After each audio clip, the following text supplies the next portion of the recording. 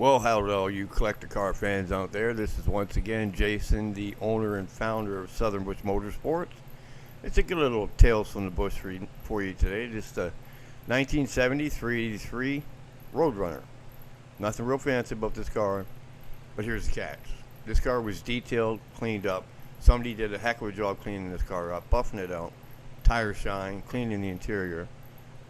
But I was told that this car was an unrestored survivor. So just to let the people know that come by here all the time that know a little bit more than others about these old cars, this is going to be another class. Another class in helping the future generations determine if they're going to get ripped off or not. So let's get some comments out there from the experienced guys to help out these young people getting into the hobby.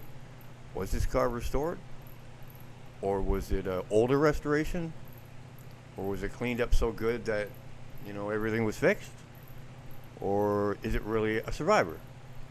Because sometimes they do restorations where it's just like they do the top half, but they don't do the bottom half. Or the car's restored while it's still on the, hasn't been taken apart, but it gets restored with everything still together. I'm not saying for me that this was a tough call. What I'm trying to do is to educate the future on if you're paying for a survivor car price, are you really getting a survivor car? Or are you getting a car that's an older restoration? Are you getting a car that's been cleaned up so well from an older restoration? For the future generations, here's the difference. Let's just say this was being advertised for you as a 1970 383 unrestored Roadrunner. Rightful mind, if this car was completely unrestored and it is what it was advertised, all numbers matching, car's worth 85,000 bucks right now in 2024. Now, if this was a restored car, all numbers matching, car would probably bring about 65, I think. If this was a car that was being advertised as a car that had been not restored but cleaned up, maybe 55, 60.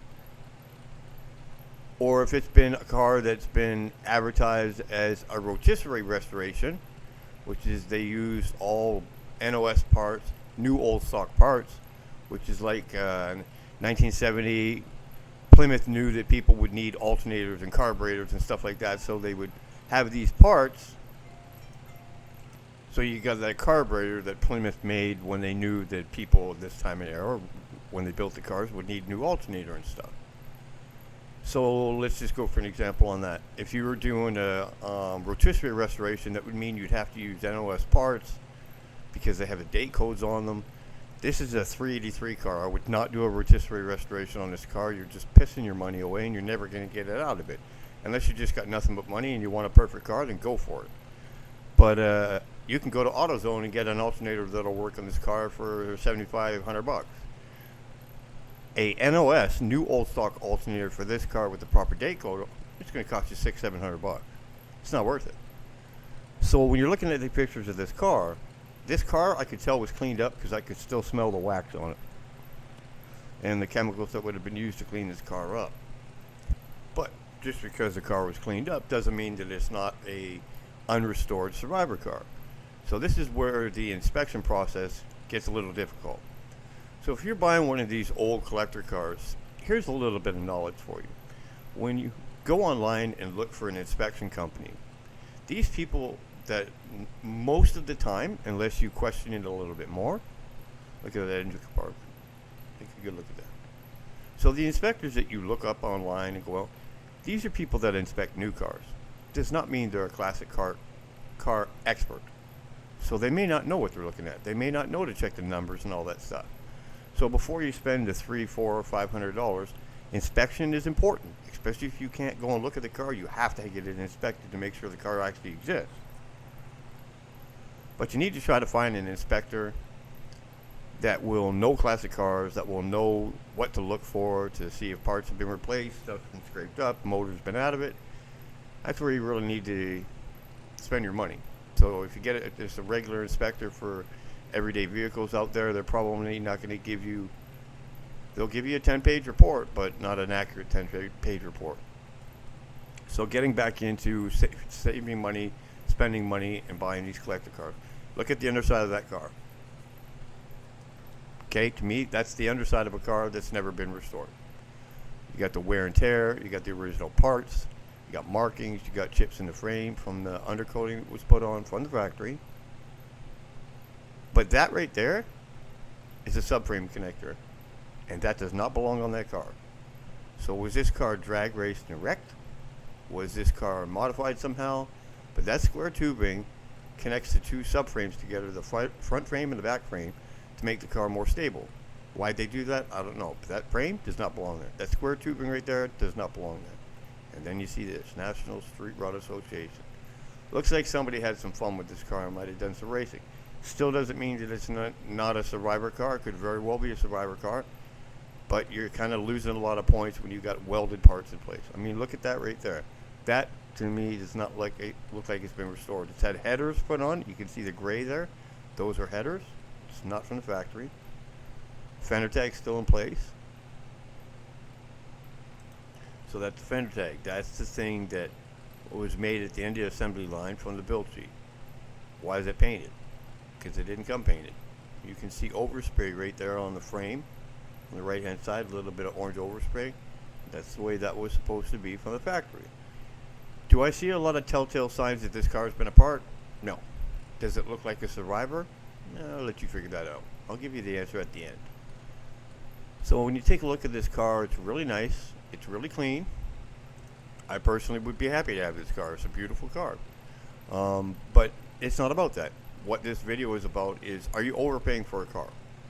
So the biggest thing about that is that you don't want to overpay for a survivor, like I've said many times before in my videos, because a true, untouched, unrestored car does not look like this. This is not how unrestored cars look like. This is too nice, too clean. This car is 50 years old. How could it be an unrestored survivor car? Maybe it is. Maybe it just got cleaned up really nice. Maybe somebody left it in a barn for 40 years and never drove the thing. But the reality of it is, when you look over a car like this and you see it look like that, okay, so underneath the car, I'll give it, probably wasn't restored. But I can tell you right now, this car's been repainted. There's too many telltale signs that this car's been repainted. I hope you guys called that in the very beginning. I know a lot of people that know old cars would definitely have called that. But, you know, how come the engine compartment looks like it's got a lot of old parts with chips and stuff? It's not perfect. Because this car was repainted a very long time ago. And it's had some wear and tear on it. I'm guessing in 2006, when you saw that sticker right there, the car was probably, from what I can see, restored back in that time and got driven around to the street rod shows and all that other fun stuff. Doesn't mean the car's not worth money. This still is a money car. It's still numbers matching from front to back. Numbers matching means the car came down the assembly line. The build sheet, the dot matrix paper that you see with all the numbers and stuff on it, that got hung over the frame or the body when they started the assembly. It could be a dealership order, it could be just a stock car, but that hangs over top of the car until it gets to the end of the assembly line, and then they pull out the blank fender tag. They make sure everything's correct on the car, and they make the fender tag, screw it on, which it wouldn't have been painted because they made them all silver or metal colored, and they screw it on because they've checked over the build sheet that hung above the car. They make the fender tag. The guy that's loading it into the train screws that fender tag in. He takes the build sheet from above the car, which went down with the car the whole line, and he sticks it in the seat somewhere or tapes behind a glove box, you know, wherever the guy wanted to. They were just told to make sure the build sheet went in the car. The bloody thing could be anywhere, but usually it's in the back seat, underneath the front seat on the bottom, or glued to the back of the glove box. Now, it's important to get to know the car that you're going to buy, because like this trunk, that's all correct in there. It's exactly the way they came from the factory. If that was a Survivor, that paint's just a little too clean. Look at that back seat. You know, a lot of people didn't sit in the back seats and stuff. Those looks like it's definitely, possibly original interior, but you know, you can tell by the yellow staining on the stitching. That headliner. That could be an original headliner. If you look at the headrest closest to you, you see that little gap right there. That's a very correct gap. That gap's supposed to be there. But look at that steering wheel. Steering wheel looks a little worn out. The instrument gauges look definitely worn out. The plastics on them look worn out. The console looks worn out. So this could be a repainted car that has the original interior that's just been cleaned up really well. It's part of the course of when you're buying a car, know more than you need to know. And thanks for coming by and checking out our Tales from the Bush.